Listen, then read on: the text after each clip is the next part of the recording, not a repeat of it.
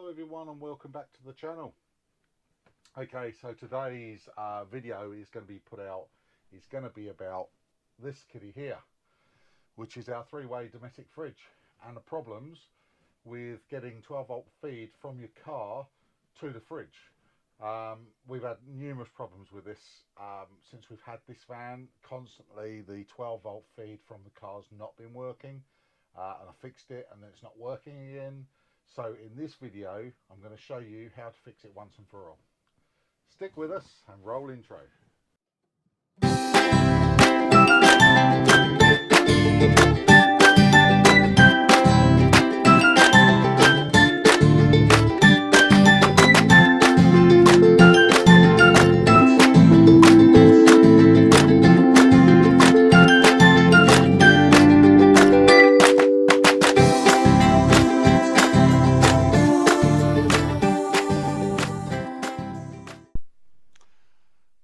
Okay guys, in today's video we're going to discuss the wiring on your tow vehicle and the way in which your tow vehicle powers your fridge when you're on a long trip, so through the caravan electrics, and some of the errors and issues that you can get with that.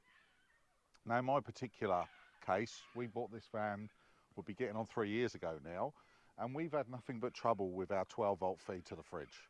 On numerous occasions it's gone down. Right now it's not working. I've checked it, I've had all the side panel off the side and the wiring's all connected as it should be. I've been down to the plug and I did find the earth return was off, which I've replaced and put back in, but it's still not working. And what I've done is I've traced that back now to a problem with the car, and also in the way that Ford have wired the original wiring on the car. And there are some massive issues there. Now, some of you that watch our channel will know I ran a new Anderson plug from front to rear on the car to power my new DC-DC charger that I put in this van. Now that's 6 BNS wiring. So at some point I will run a secondary Anderson to the back with maybe 8 BNS wiring to power the fridge, which will be perfect for the fridge. But right now that 6 BNS wiring should be more than capable of not only powering my fridge, but also powering my DC-DC charger, because it's plenty thick enough. So what we're going to do in this case is we're going to separate the main trailer plug, the 12-pin plug, and we're going to be putting the feed to the fridge into a second Anderson, and then I'm going to be using one of these, which is just a Y lead for the Anderson plug, and this will give me 2 Andersons into one socket. Now, the Anderson has got a 50 amp disconnect rating, but these Andersons can take around about 100 amps. So more than enough to cope with the fridge and the DC-DC charger. If there's any voltage drop by drawing on two things, then obviously the DC-DC will be the thing that will suffer. And in that case, I'm going to have to run a second Anderson. But in this case, I think we'll be okay, and we'll try it and see. So what I'm going to do first is I'm going to strip these plugs apart and just want to show you the issue that you're up against with this setup. All right, let's do that. Done is I've just taken the cap, the cap that goes over the top of the trailer plug off. So be aware that the trailer plug has 2 sides to it. Obviously you've got the row of thick pins at the top, and you've got the row of thin pins at the bottom. Basically the pins at the bottom control the trailer lights and electric brakes. That's pretty much what they're controlling. The pins at the top, the bigger ones, are the ones that charge your charging circuit back into the van and your fridge. So if you look at my setup, you can see that there's 2 pretty hefty leads, a red one here, which goes to the end socket, and a black one which goes to the middle socket. The black is the earth return, and this had actually popped out. Last week when I was checking it, this one was actually out. So I figured there's your problem, but actually no, it's not the problem. But these 2, the red and the black, are the 2 that we need to pull out and route into an Anderson. Pull those out and then obviously route them into an Anderson, and what you end up with then is a separate supply going to your fridge. So that's what we're going to do next. Now it's important when you're fault finding this to realise where these go onto the car, and what we're looking at is the far right and the middle. So far right socket is the positive, and middle is the earth return. Okay, and what we're going to be doing is we're going to be taking these, we're going to be putting an Anderson on them, and then we're going to be checking the wiring on the car just so that you can see what the problem is. Look at the thickness of these cables and you can see they're considerably thicker than these thinner wires beside. And that's because of the ampage they're going to be drawing. They need to be thicker. The connection onto these pins is not a great idea either, because first of all it's clamped down and the clamps can come loose. But secondly, it revolves and it relies on these pins being opened enough to make a nice snug fit within your socket. And to do that, you just literally put a knife or a screwdriver into these little slots and you open them up slightly so it's nice and snug. If they become loose, then that's when your trailer plug melts, which I've not had, but it is a common problem with these fridge wiring. And an Anderson will certainly cure that problem. Okay, so what we've done is I've pulled the wiring out of the plug. I've checked these wires have got no power to them, and they indeed don't have any power to them. So we know that we're safe, that they can touch each other, it won't make any difference. And then what I've done is I've put, I'll show you down here, I've put a little cut in the rubber sleeve, and I've just pulled the wires through to be roughly in line with where all the other wiring goes, as you can see. And what I'm going to do, I'll put a bit of split conduit on here just to protect it, and I'll tape all this back up. Okay, so now we're just going to put a standard Anderson on there like you normally would. And you can see that the wiring on this, so if you actually check the wiring on the van, you can see that the wiring to the Anderson, the standard Anderson, this is the one to charge your battery, is roughly the same as this wiring. And this wiring to me looks as though it's probably 8 BNS, maybe 12 mil. Anyway, it's thinner than what I've got routed on the car by quite a margin as well. So it should be capable, the car should be capable of powering both these devices. Okay, so what we're going to do now, we're going to trim this off, and I'm going to put an Anderson socket on the end of it, and then we'll have a look at and we'll put the plug back together, and then we'll look at the wiring on the car. Okay, so we want to just put the clamp back on, even though the clamp really, it's not going to clamp much. If I can, because these wires are actually too thin, but if I turn the clamp the other way up, you can see that it does actually get close to clamping them. I wouldn't say it's actually got them, but it's close.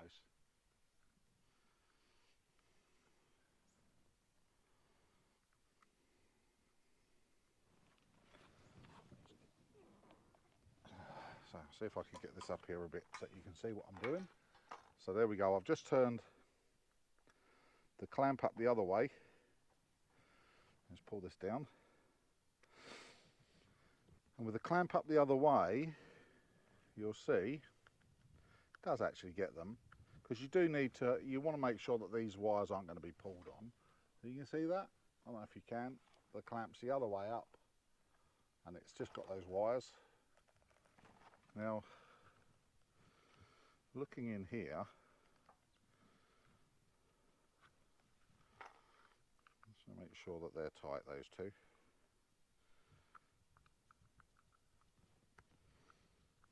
Yeah, pretty good. Yeah, that one's tight. That one's tight. And then just take these ones, these are the ones I pulled the wiring out of. And remember, it was red to the far right and black in the middle. Black is the earth return, and red was the power. You just want to nip these down so that the screws are not going to come flying out and rattle around in there. And then the cover, just pop that back on and pop the little boot across the back of it. Just want to put a zip tie around that when you're done. Put the screws back in. Oh, come on. So one screw in there.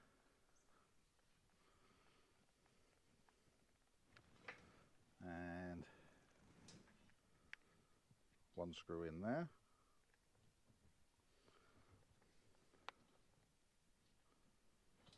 go, so that's back together. I will get a zip tie around that before we're finished, but just so you got it all back together and done, that's good. Now we just need to deal with this bit, and the easiest way to do that, let's snip that off. Let's snip that off so they're the same length. Strip the wiring back. 1, 2.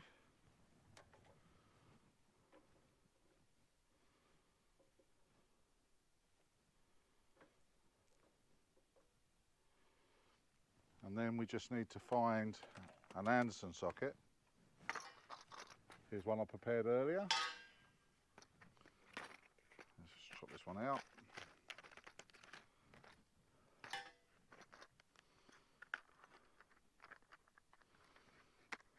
Come on. Oh. Okay, let's take this one, because this is the one that's spitting the terminals at me.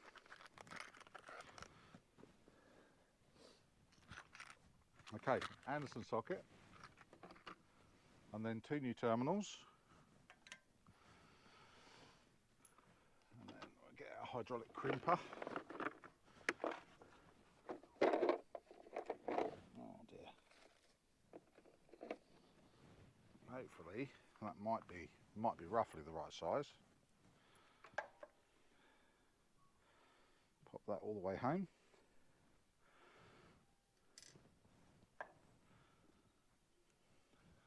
Hopefully you guys can see what I'm doing. See if I can move this up a bit and do a better job of showing you.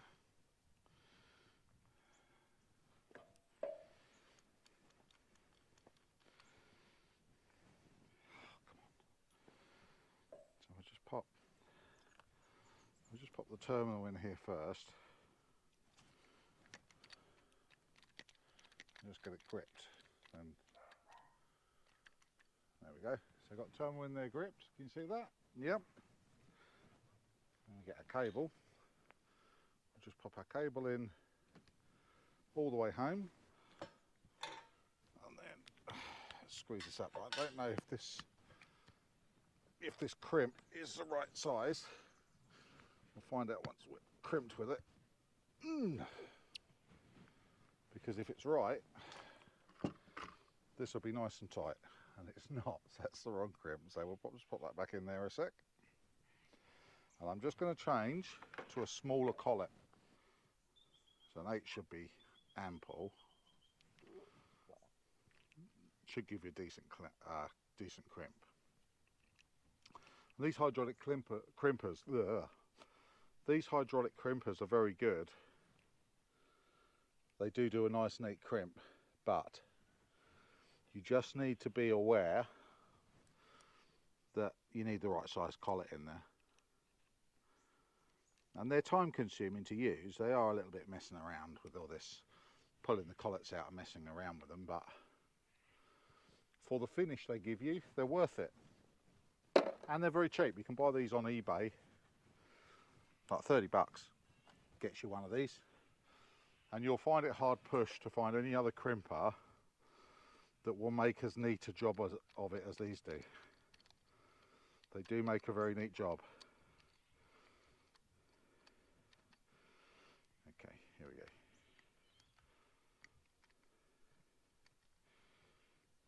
Come on.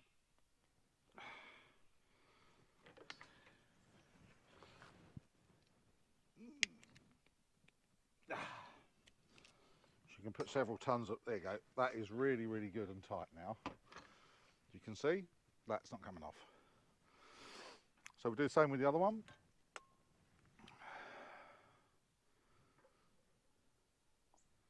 And some people solder these. I don't like to solder, and the reason I don't like to solder is as soon as you solder them, you basically make a rigid area on the wiring, and it's quite common for the wires to break at that point. So I find this is a better way of doing it. It keeps the flex in the wire,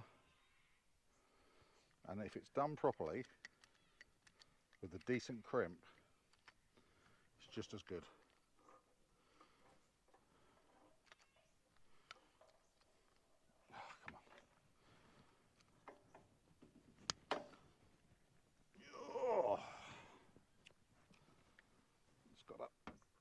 again, give it a good tug and make sure it's in there, which it is.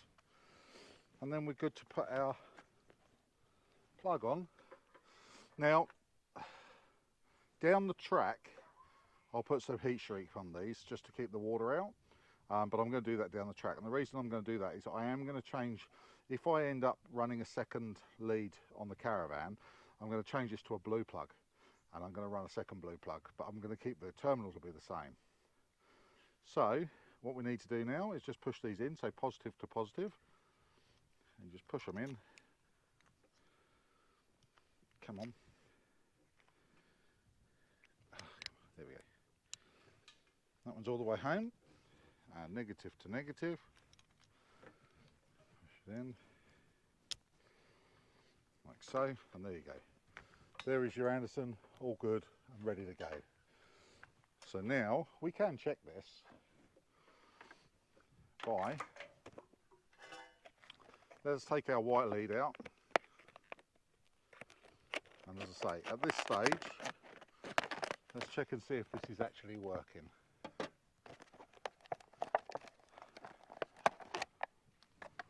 Y lead.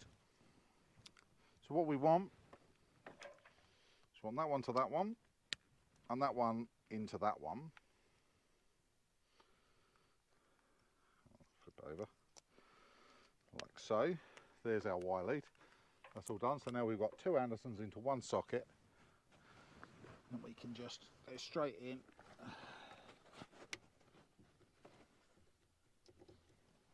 And that's in there. Now, that's powered now. So I think the next thing to do would be to check that the fridge is getting power. Let's have a look.